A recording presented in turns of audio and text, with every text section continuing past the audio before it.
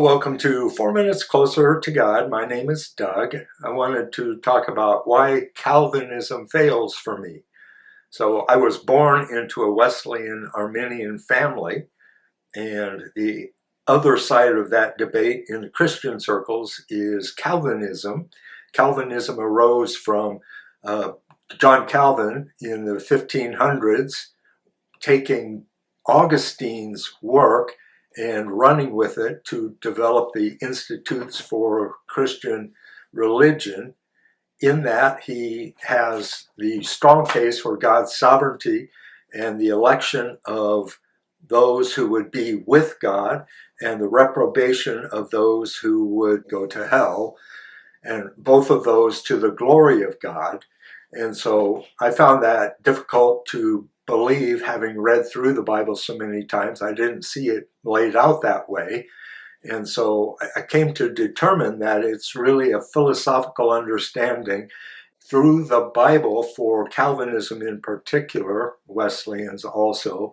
You would find verses that trended towards what you were trying to prove, and others that would say the opposite. So the Bible itself is more ambiguous regarding God's sovereignty and human free will and how those may not line up.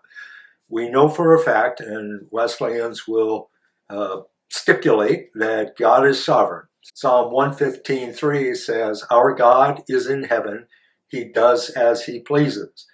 And if that's not sovereignty and choosing with all-powerful ability and knowledge to do whatever you want, then does his sovereignty and determine everything that exists?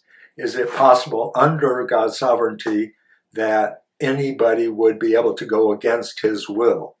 So the Bible clearly states that God is not willing that any should perish, but we know that thousands, millions, billions have perished. And does God exercise meticulous providence so that every minor detail of our existence is controlled by God, and so his plan cannot go astray?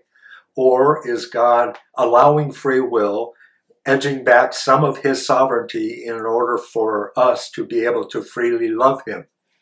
So if God's going to establish a family on earth of humans and joining the celestial beings that are with him already, then we have the opportunity by our own free will and God's grace to choose to be with that family.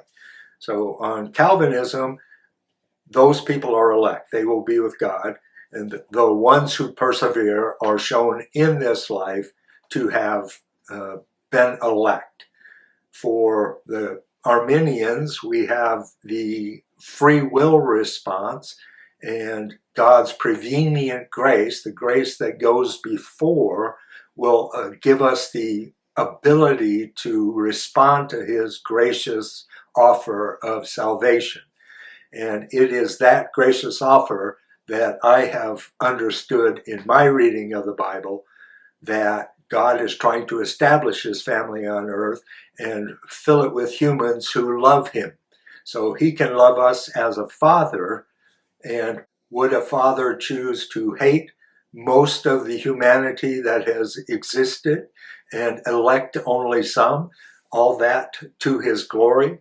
Or would he allow humans to have a free will response to the love that he offers through grace, the prevenient grace that makes it possible for us to accept God's will, his love, by faith, and that in Christ? So we are elect in Christ and not individually elect by way of God's sovereign decree from time past. And so this corporate election is like the predestination of going on to a jet plane. I'm flying to Seattle soon. I'll get on a plane in the East Coast and fly to the West Coast. It's predetermined where they're flying.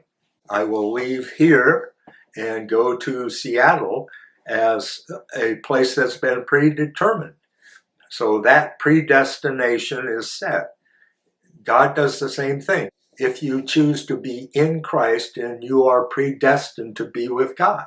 And if you choose against Christ, if you forsake God and all the offerings that he has made to us, shown in Romans 1 and many other places in the Bible, then you will be given that opportunity to be absent of God.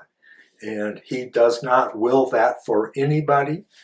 He wants us all to be saved and to join his family. God gives us the free option to express our own moral accountability and choose against God, thus going to a place that is absent of all the goodness that God has.